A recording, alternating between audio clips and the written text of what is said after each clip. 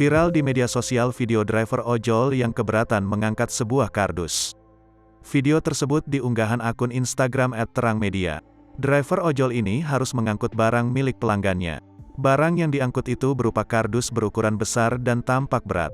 Driver ojol ini harus mengantarkan pesanan pelanggannya di gedung perkantoran. Ia harus membawa kardus berukuran besar itu lantaran motornya dilarang masuk. Dalam video, terlihat ojol ini membawa barang yang berukuran besar dan berat. Ia meletakkan sejenak barangnya lalu mengangkutnya. Momen itu direkam oleh seorang pria yang juga berada di kawasan perkantoran dan mal daerah Kelapa Gading, Jakarta Utara. Driver ojol ini sudah berjalan jauh dari parkiran menuju tower yang dituju sambil membawa barang pesanan pelanggan. Ia menaruh barangnya sejenak di atas jalan lantaran kelelahan.